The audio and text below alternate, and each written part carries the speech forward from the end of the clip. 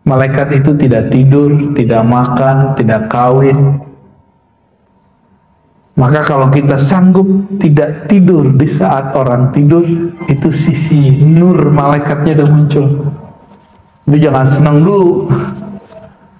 Ya, sisi kemalaikatan ini bukan puncak, masih ada lagi puncak di atasnya. Ya, tapi itu sudah hebat.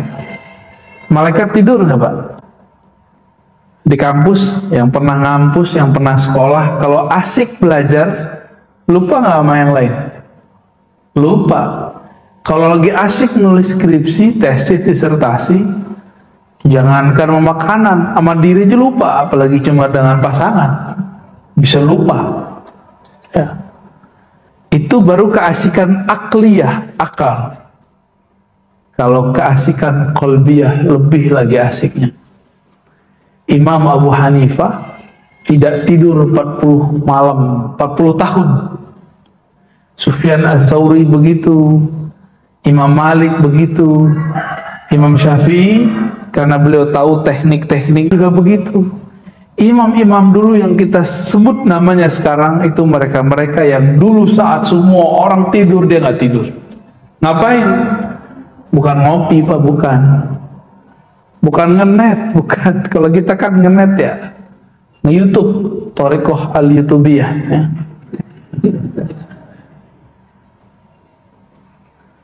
Mereka ngapain?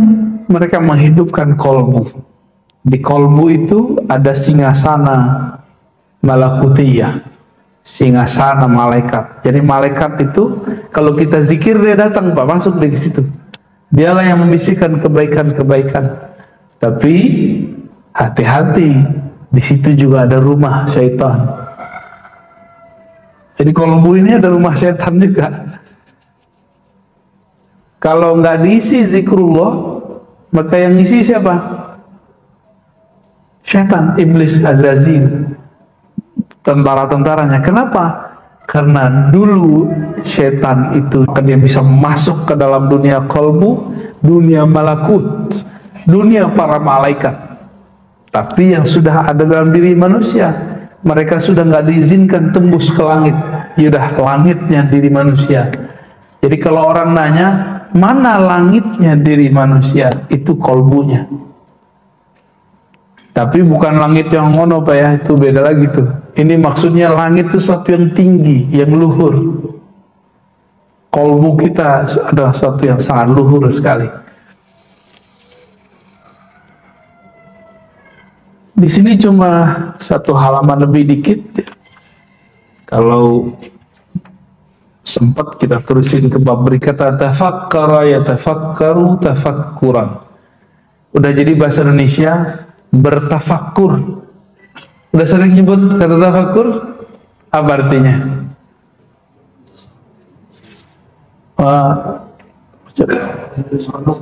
Merenung, introspeksi, muhasabah ya, merenung ya, deket-deket lah semua ya. Tapi kalau kita ambil lagi fakkara, berfikir, tafakkur, mencari di balik yang difikirkan, di balik yang kita lihat.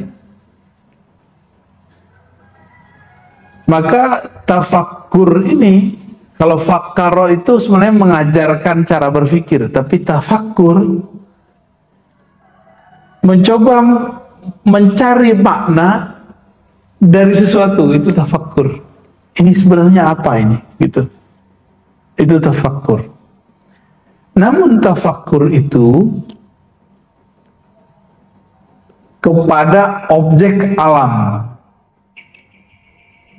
Jadi tafakkur itu melihat alam. Itu tafakkur.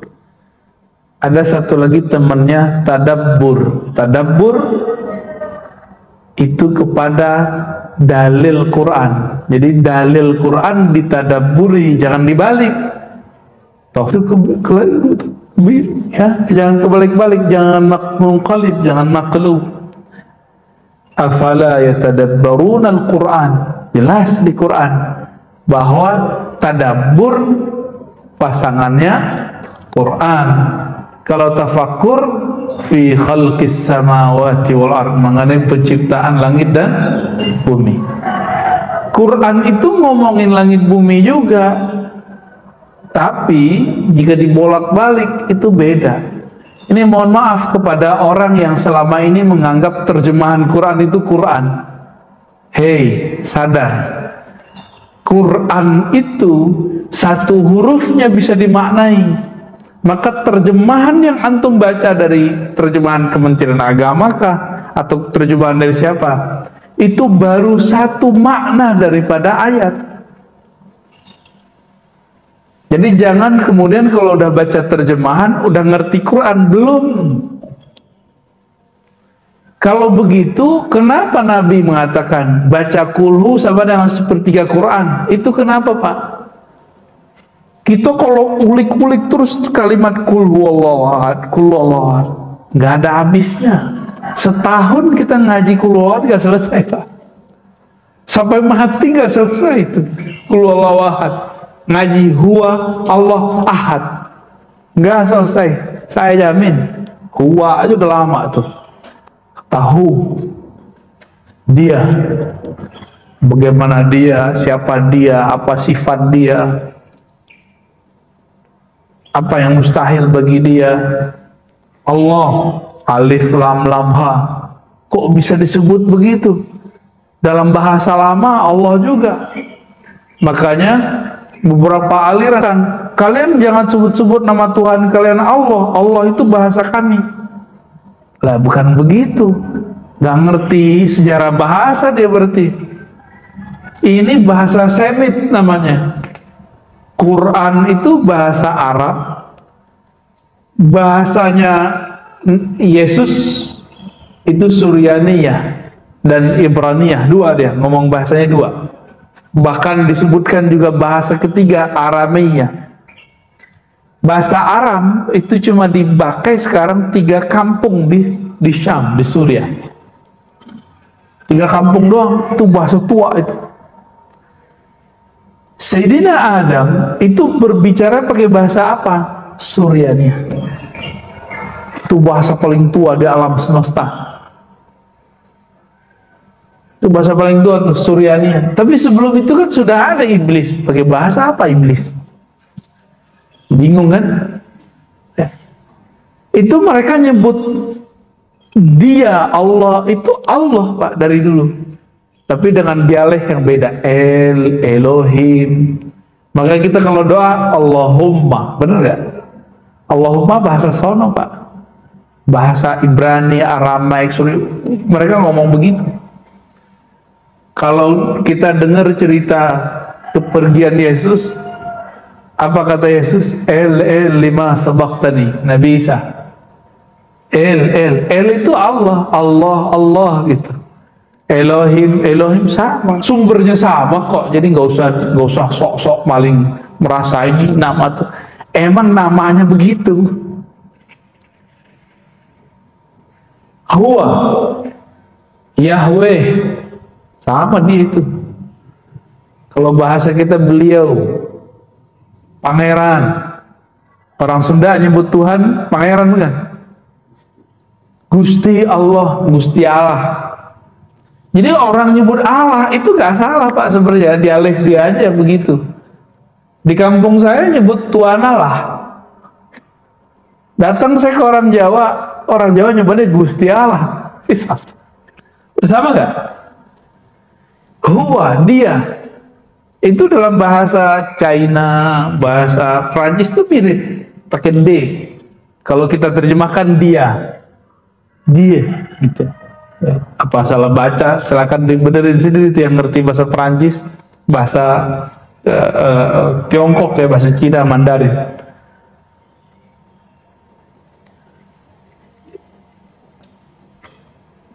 Jadi teks yang kita baca lalu ada terjemahannya, itu baru satu makna.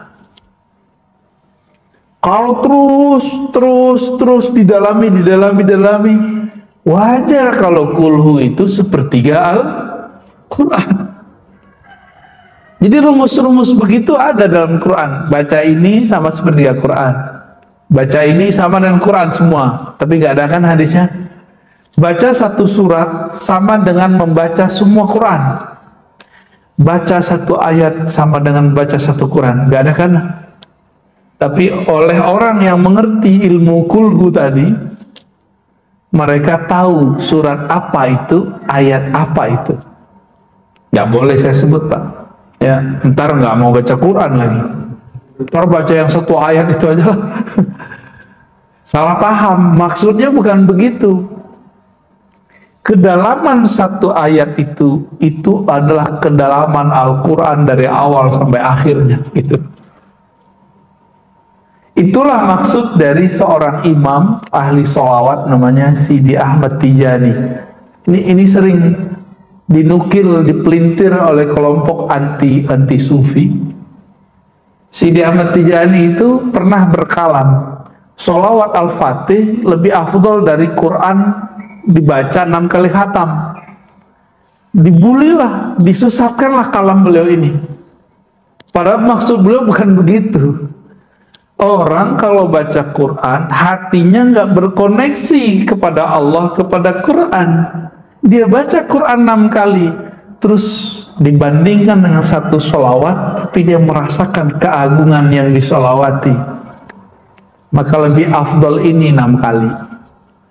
Itu maksud beliau begitu. Bukan berarti sholawat Al-Fatih lebih tinggi dari Al-Quran. Itu sholawat Al-Fatih namanya, Pak. Allahumma salli ala sayyidina Muhammadin al-Fatih lima unika wal khatim lima sabaq nasir al-haqqi bil haqqi wal hadi ila siratal mustaqim wa la alihi haqqa qadri miqdaril azim. Itu sholawat ajib. Sholawat itu menyebut Nabi itu Al-Fatih, artinya penakluk. Kalau Al-Fatih yang ini nanti di akhirat semuanya, semua umat, semua nabi itu sedang menunggu syafaat. Akhirnya nyari Nabi Adam. Nabi Adam bilang, saya nggak bisa bantu kalian, malah karena akulah kalian terusir dari surga. Tawaduknya Nabi Adam. Datang ke Nabi Nuh. Nabi Nuh bilang, lah kalian datang kepadaku, aku dulu gak sabar mendoakan kehancuran umatku sendiri. Datanglah ke Ibrahim. Datang ke Nabi Ibrahim. Apa kata Nabi Ibrahim? Ah, kalian datang kepadaku, aku punya kesalahan 3. Pernah bohong. Tapi bohongnya Nabi Ibrahim dosa nggak? Enggak, beliau cuma merasa salah adab. Tapi itu nggak dosa, malah wajib beliau begitu. Bohongnya itu wajib gitu. Kita tiap hari bohong ya. Tiap hari kita bohong, Pak. Datangi Musa. Musa bilang, dulu saya pernah mukul orang, dibunuh, saya gak dikisos. Padahal umatku jika membunuh seseorang dikisos. Datang ke Nabi Isa nggak ngomong apa-apa. Datangnya Nabi Muhammad SAW. Maka Nabi mengatakan, hatta Ibrahim, dia butuh syafaatku. Akulah Al-Fatih, akulah sang pembuka. Maka sholawat itu kunci syafaat nanti di padang mahsyar. Itu maksud beliau, tapi disalahpahami orang. Karena teksnya kadang-kadang jatuh ke tangan orang yang tidak faham perkalian-perkalian di bab yang kita sebut tafakkur ini. Tafakkur dan tadabbur. Ya, jadi perkalian rahasianya itu ada pada bab tafakkur. Ya. Beliau Imam Muhammad bin Abi Bakar Razi yang wafat 660 Hijriah menyebutkan 2 ayat ya. Ayat itu kita sudah biasa dengar. Surat banyak ini ya. Ini ada di surah Ar-Ra'd ya. Surah Ar-Ra'd ayat 3. Ayatil liqaumi yatafakkarun, di ujungnya. Sesungguhnya pada demikian itu ayat adalah ayat. Apa arti ayat? Tanda, ada sinyal. Ayat ya. ayat itu nomor ya. Surat sekian, ayat sekian. Itu bahasa Indonesia, tapi ayat bahasa Arab itu dari kata ayah. Ayah artinya mana. Mana yang menunjukkan dia. Gitu. Karena orang Arab tuh kalau nanya ya ayyu syai, mana, di mana, manakah. Nah, maka ayat ya. Ini beberapa ulama mengatakan seperti itu ya. Tapi beberapa yang lain mengartikan ayat bukan dari kata memang tanda-tanda. Sesungguhnya yang bikin itu adalah tanda-tanda. Berarti tanda tentang Allah itu banyak. Tapi siapa yang mampu menangkap? Hanya satu golongan. Qaumi yatafakkarun, kaum yang berfikir. Kaum yang berfikir. Di ayat berikutnya, ayat keempat, surat Al-Imran 191, wa yatafakkaruna fi khalqis samawati wal ard. Mereka bertafakkur mengenai penciptaan langit dan bumi. Nggak usah lihat langit bumi yang di atas. Langit bumi itu kita, tentang cerita kita itu. Matahari jam sekian terbenam, jam sekian terbit. Musim bulan apa hujan gitu. Itu bisa nggak membaca itu? Dulu ada orang bisa membaca itu, muncullah namanya dalam bahasa Jawa misalnya weton. Itu hasil membaca itu sekian tahun. Jadi aslinya itu bisa diilmiahkan. Cuma belakangan dipercaya, padahal itu cuma kebiasaannya, kira-kira begitu. Bukan untuk dipercaya, untuk jadi panduan. Karena belum ada alat secanggih sekarang ramalan cuaca misalnya. Belum ada kalau orang Jepang itu kalau mau kerja atau mau nikah dia ngetes darah Pak, cek darahnya dia sama pasangannya apa, atau dia mau kerja ini karakternya apa nih yang cocok dengan darahnya. Itu mereka sudah sampai ke sana. Kalau di kita dibilang syirik, padahal di sana dipelajari dan ilmiah. Itu ilmiah ya. Sangat-sangat ilmiah. Kita kan senangnya yang bau-baunya barat, bau-baunya Cina, Feng Shui. Feng Shui itu lebih khurafat seharusnya daripada weton, apalagi kalau Jawa tuh primbon. Itu sebenarnya hasil membaca. Jadi kalau orangnya bener cara bacaannya nggak bakal syirik, malah tambah uwes dia membaca alam.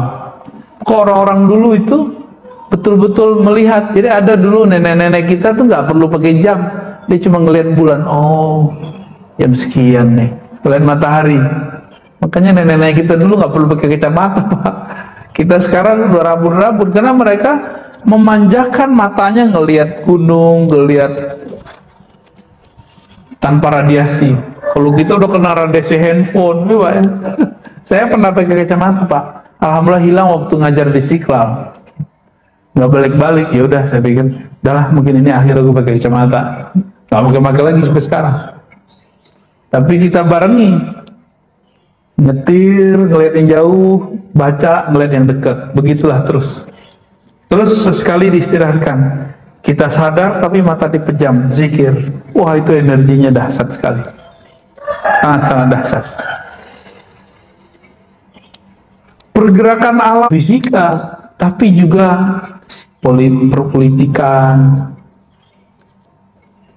Bapak sudah lihat dulu Amerika meninggalkan Irak.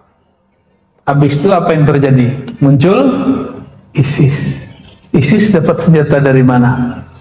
Tiba-tiba pergi, ternyata mereka membuat perang dingin, mengadu domba antara umat Islam Sunni Syiah.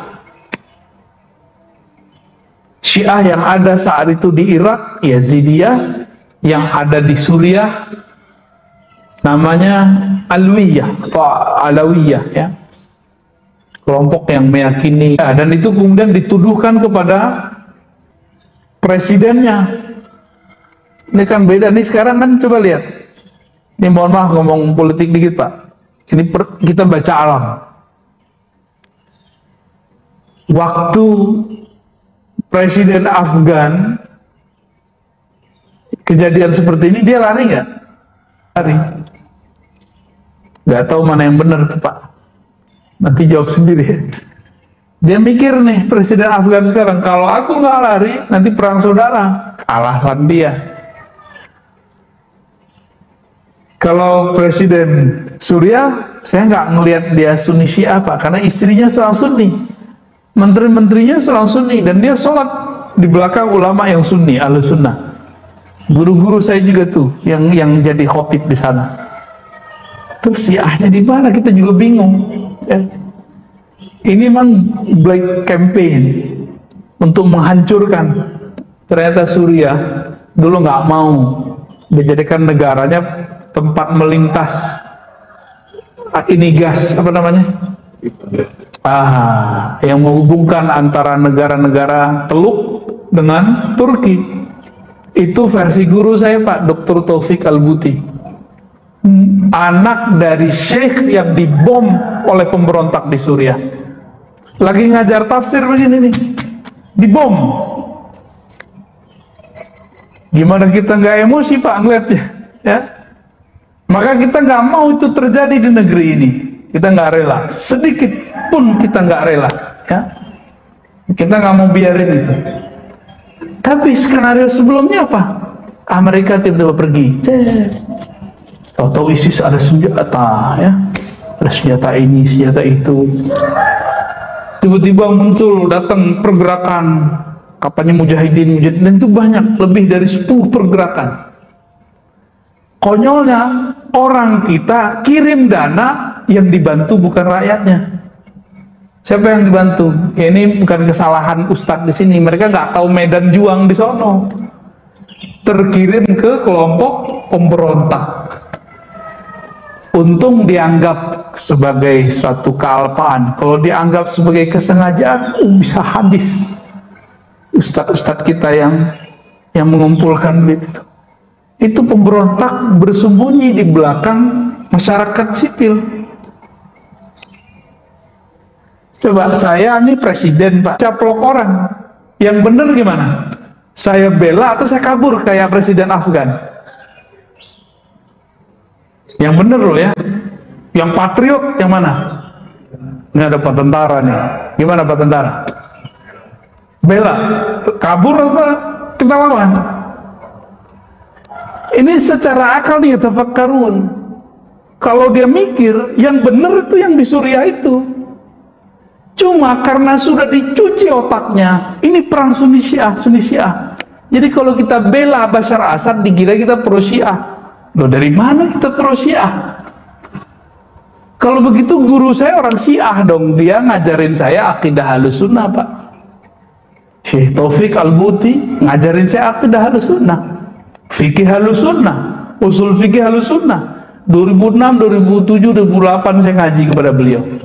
Ayahnya nulis kitab semuanya Ahlus Sunnah, Syekh Muhammad Sa'i Ramadan Al-Buti. Ini kejadian lagi nih di Afgan nih. Jangan euforia dulu, jangan senang dulu. Ini kayaknya Islam mau bangkit, tunggu dulu Pak. Mana ada Amerika pergi dari suatu negara, ninggalin senjata, terus dia nggak punya misi. Gak ada ceritanya. Jadi Bapak tolong jangan euforia, ya. Mikir, ini ayatnya nyuruh mikir nih. Pola-pola ini kita harus baca. Tapi sayangnya memori kita pada pendek-pendek semua. Terserah setelah ini Bapak sepakat dengan saya, nggak masalah. Tapi saya cuma ngajak berpikir. Kalau hasil pikiran kita nanti beda, nggak apa-apa toh. Oh nggak apa-apa Ustadz, saya beda sama Ustadz. Nggak apa-apa mas, saya juga nggak mengajarkan ini doktrin. Siapa tahu pembacaan berita Bapak beda sama saya. Tapi Bapak mikir-mikir dulu, Bapak dengar beritanya bahasa apa? Berapa bahasa yang diakses? Paling bahasa Indonesia, banter-banter bahasa Inggris, itu pun salah-salah dengernya. Saya mendengar setiap hari saya dengerin tiga bahasa. Arab, Inggris, Indonesia, Arab, Inggris, Indonesia. Kita plototin terus.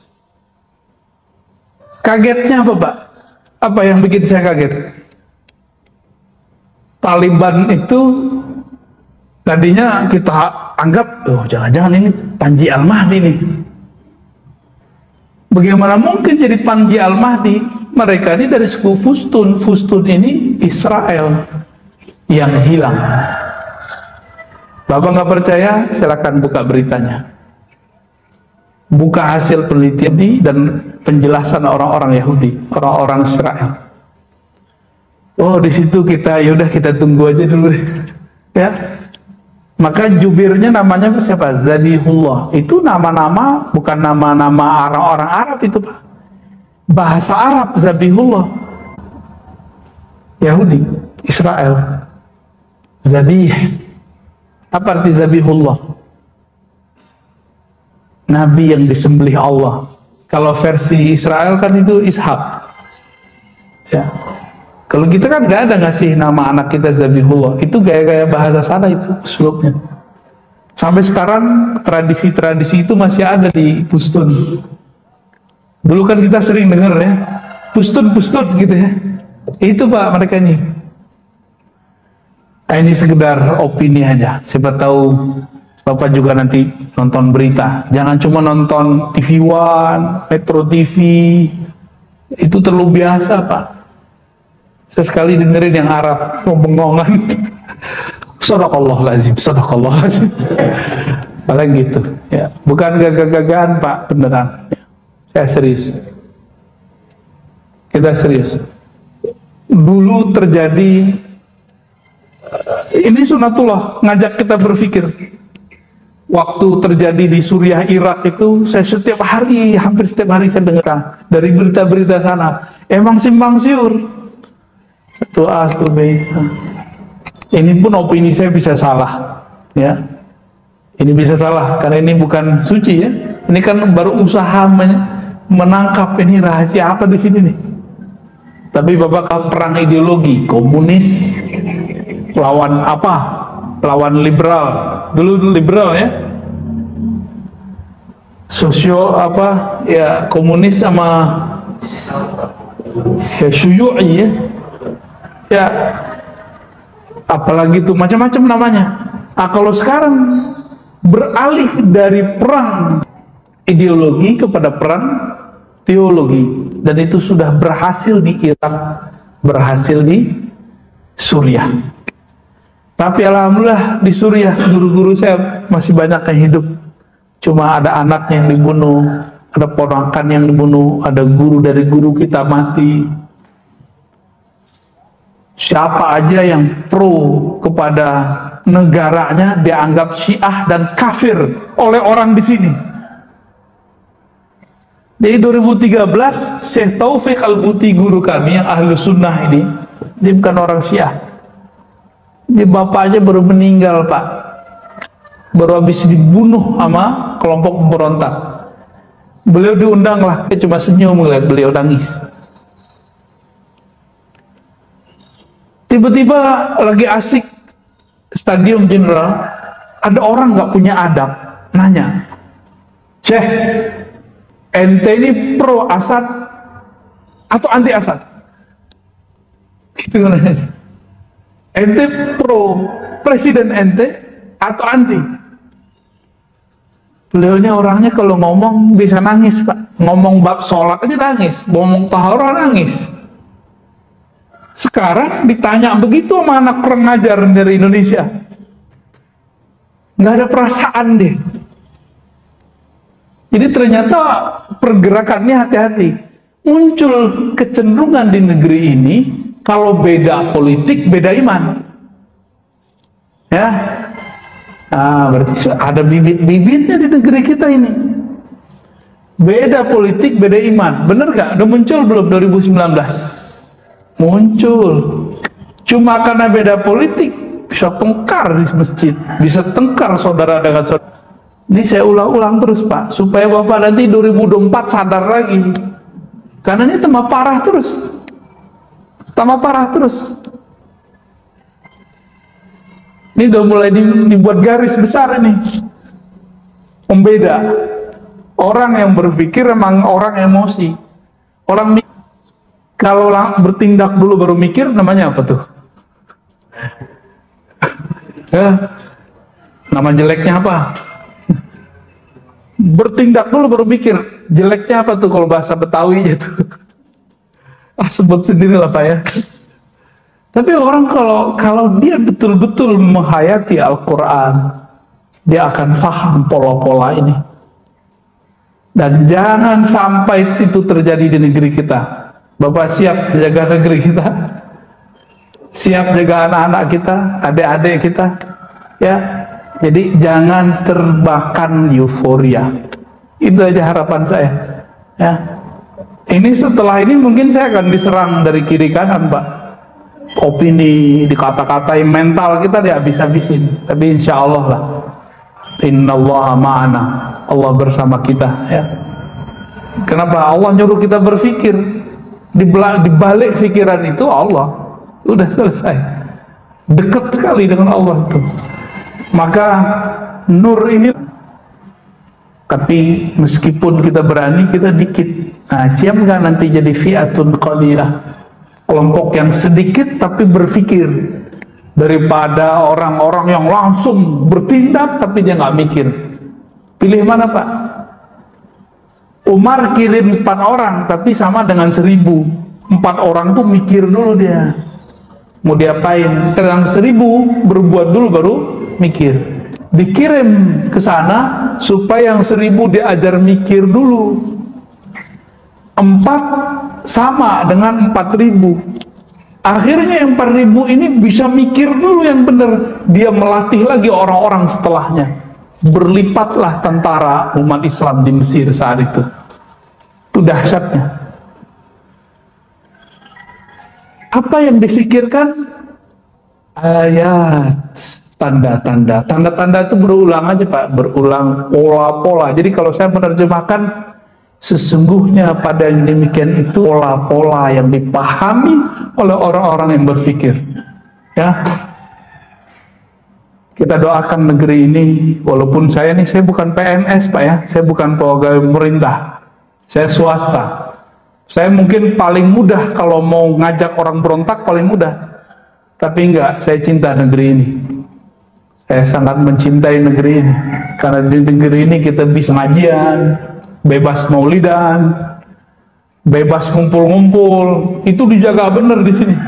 Bener nggak? Bedanya di sini berita COVID-nya banyak, gitu aja Pak.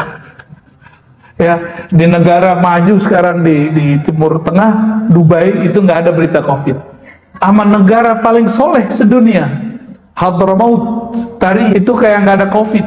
Itu tempatnya Maulana Habib Umar. Semoga negeri ini ke depan bisa sampai begitu ya. Nggak usah ada berita COVID. Ada orang COVID, tapi jangan ada beritanya. Jadi kita waspadanya dengan cara yang waras lah. Ya. Baik, gimana Pak? Kayaknya kebakar nih ya. Suatu saat Bapak diajak jihad menjaga negeri ini, siap nggak? Takut ya? Kalau yang muda belum kawin, siap nggak? Harus siap. Siap itu kolbunya emang dimantepin, dikunci rasa takut itu, dibuang rasa takut itu. Satu saat akan muncul saat-saat begitu, momen-momen begitu. Agama ini kan satu aja yang belum sempurna, jihad, perang. Sekarang jihad apa Pak? Jihad opini. Ini saya setelah ngomong begini, Bapak sudah paham cara berpikir saya ya. Saya kalau sudah begini nggak mundur lagi Pak. Karena ini sudah perang. Mundur dari perang berarti sama dengan al-firar minaz zahaf, itu dosa besar. Jadi dalam akidah Ahlussunnah ada 7 dosa besar Nomor 7-nya itu melarikan diri dari melawan keributan itu, melawan euforia itu, karena harus memahami pola-pola tadi. Ya. Jadi apa arti ayat? Salah satunya pola-pola kehidupan. Pola-pola kehidupan.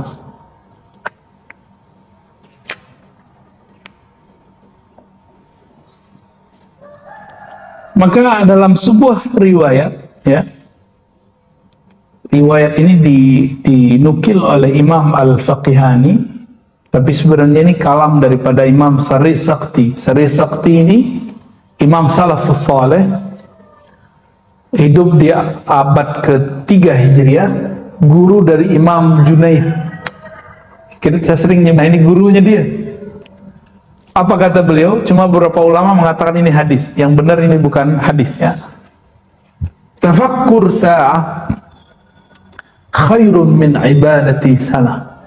Berdasarkan ayat tadi, kata Imam Sari Sakti, bertafakkur sesaat saja itu lebih baik daripada ibadah 1000 tahun, atau ibadah setahun tapi nggak ada tafakkur, nunggang-nunggi tapi nggak ada tafakurnya. Dan ini terbukti, orang nanti banyak yang soleh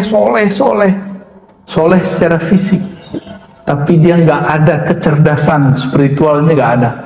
Akhirnya emosi, beda sama dia kata-katain neraka. Nah, ini udah mulai muncul nih.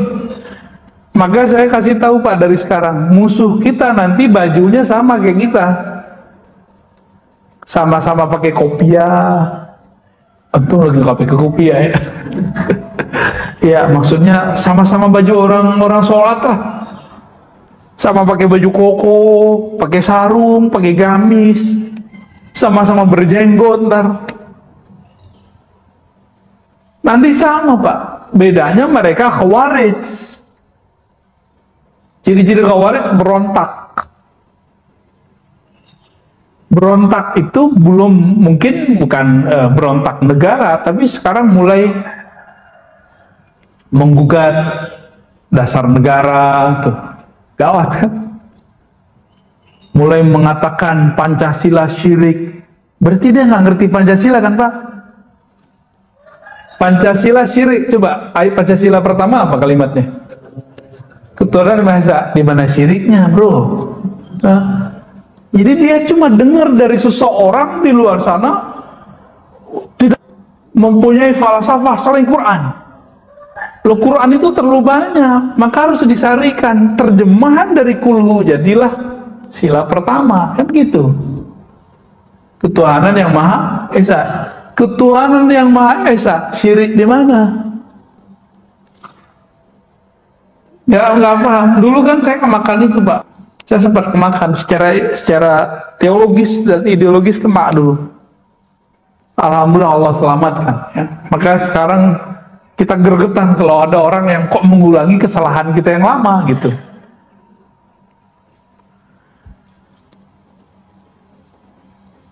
Orang kalau berpikirnya benar, maka ibadahnya walaupun sedikit itu lebih berefek daripada orang yang berpikir sedikit ibadahnya banyak. Nanti dia ngerasa sok suci dengan ibadah dia. Ya. Apa kata beliau?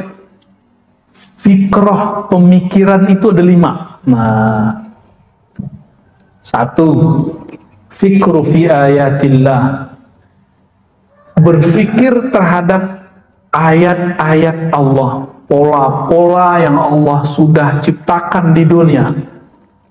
Polanya berulang lagi Pak, berulang, kayak orang tawaf, berulang aja tuh, gak akan jauh beda, ya.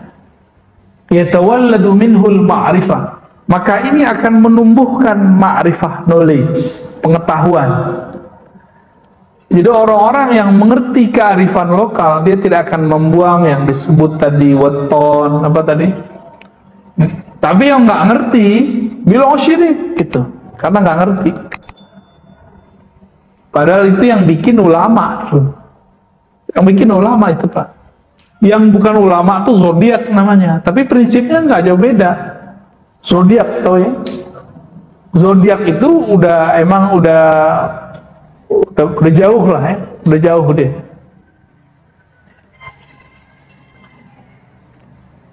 Itu pertama. Jadi memikirkan pola-pola yang Allah sudah ciptakan di alam. Pola itu akan berulang ya. Yang kedua, wa fikru fi ni'amillahi wa minhu yatawallad minhul mahabbah. Memikirkan besar nilainya nikmat Allah Ta'ala, maka akan muncul dari fikir kepada nikmat apa itu? Al-mahabbah, rasa cinta. Orang kalau udah cinta, dia mau berkorban. Kenapa kita nih kurang berkorban? Karena kita nggak sampai memikirkan nikmat Allah.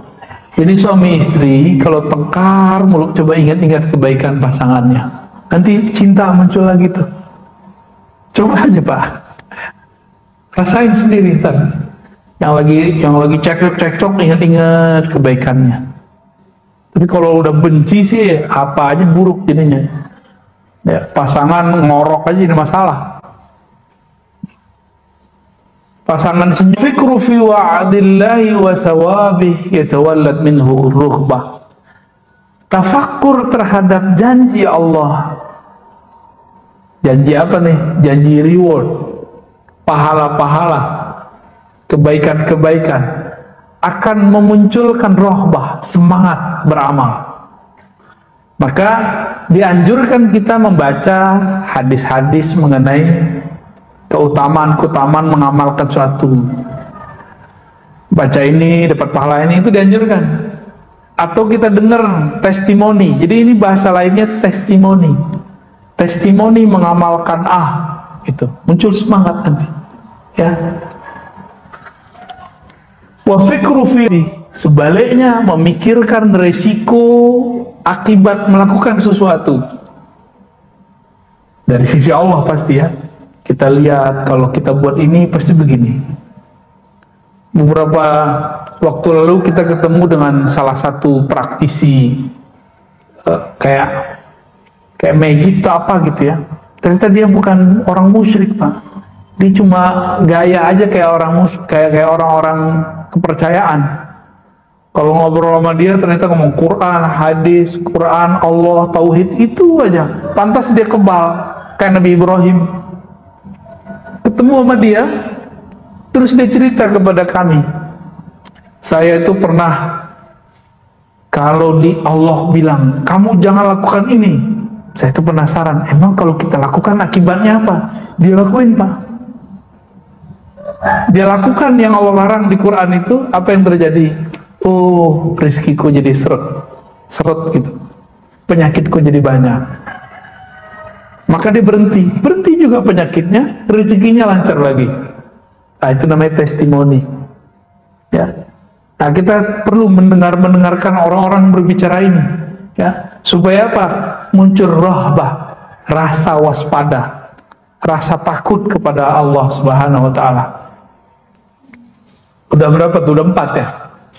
Yang kelima, insani fi janbillah yatawalladu minhul haya wan nadamah. Ya, memikirkan, mirip seperti yang dikatakan tadi, sikap berlebihannya seseorang di sisi Allah ya, akan membuatkan kita ada rasa malunya.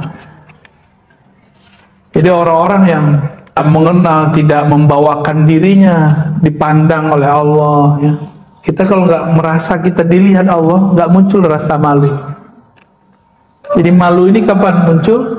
Kalau kita merasa diperhatikan. Pernah nggak diperhatikan dulu oleh guru di sekolah? Malu nggak kemudian bertindak yang aneh-aneh? Nah, kira-kira begitu. Sekarang karyawan, pegawai dilihat pakai CCTV, malu nggak mereka melakukan hal-hal yang di luar tugasnya? Pasti malu. Ya. Wa'alam, ini bagian akhir ya. Anna tafakkura taqaidun lil insan ila al khair wa daliluhu idza kana tafakkuran sahihan maqsudan bihi al firar min al khalqi ila al haqq wa taftish an aqrabi turukil wusulillahi azza wa jalla. Tafakkur itu adalah guide-nya manusia. Jadi yang bimbing kita itu tafakkur kita, yang kemudian menggait kita kepada yang kebaikan. Bahkan membawa manusia dari euforia bermakhluk, asik dengan makhluk, kemudian kita diangkat kepada Khalik, kepada Allah Subhanahu wa Ta'ala. Nabi Muhammad sebelum diresmikan sebagai Rasul, beliau kan dah Nabi. Apa amalan beliau? Beliau sering merenung, kemudian beliau pergi ke Gua Hira, tahannus. Tahannus itu salah satu programnya tafakkur. Dua, tafakkur, tadabbur, tafakkur, tadabbur. Beliau tafakkur. Maka Nabi itu di saking kerasnya, meskipun kerasnya arus kemusyrikan, orang tuh nyembah berhala. Tapi Nabi terbawa nggak? Ini saya kasih tahu salah satu karakter orang yang tafakkur, dia tidak termakan oleh mainstream. Dia sendiri itu sudah cukup. Dia nggak perlu kata orang, dia nggak perlu menurut orang. Ini bukan orang kebablasan, terlalu kepedean, bukan. Dia sangat mengerti pola-pola Allah Subhanahu wa Ta'ala. Makanya Nabi Ibrahim karena tafakkurnya kuat, Allah sebut beliau ummah, satu umat. Jadi Nabi Ibrahim itu kualitasnya sama dengan satu umat. Wajar Allah kasih beliau hadiah anak, yaitu udah tua, beliau punya anak. Anaknya pertama siapa? Nabi Ismail, Nabi Ishak, Nabi. Bahkan ada anak-anaknya lainnya, Madian, sampai 6 dari Jarur Siti Konturah. Jadi anak beliau dari Siti Konturah itu 6 atau 4, itu banyak. Anak-anaknya sampai ke negeri kita. Jadi bapak-bapak ini mungkin keturunan Nabi Ibrahim jalur Siti Konturah. Mungkin loh Pak ya. Jangan gear dulu. Pasang Habib berarti depan. Enggak begitu Pak ya. Kan mungkin. Kenapa? Kalau kita membaca teks. Tinggal dibuktikan pakai DNA Pak nanti. Nah, bener nggak nih? Jadi antum benci sama Israel, misalnya nih, benci kepada Israel sebagai bangsa nggak boleh, tapi benci kepada Zionis yang mereka merusak alam ini itu boleh, bahkan wajib kali ya. Itulah yang disebut al-Yahud di Quran, lan tarda'an kal Yahud. Yahudi nggak bakal ridho kepadamu, itu Yahudi Zionis. Pakai alif lam di situ, di Zionis maksudnya. Tapi Yahudi yang lain itu nggak banyak yang masuk Islam. Kita nggak tahu nih pergerakan yang sekarang tuh yang mana, ya. Wallahu a'lam bishawab. Maka Bapak saudarakan Allah akan tafakkur kita, insya Allah kita akan menjadi umat yang mandiri. Amin ya rabbal alamin ya. Gimana Ustaz Harun? Antum udah ngantuk nih kayaknya. Aneh yang belum tidur, antum yang ngantuk. Kita baru turun dari kandang. Bener Pak, melayang-melayang doang ntar di mobil. Pas bangun, cuma tidurnya dari mana tuh ya? Lah ini masjid apa ini? Kok bukan rumah gue nih? Perasaan kalau bangun itu depannya rumah. Ini malah kok pagar. Ternyata rumah tah masjid. Alhamdulillahirabbil alamin. Gimana Ustaz? Udah?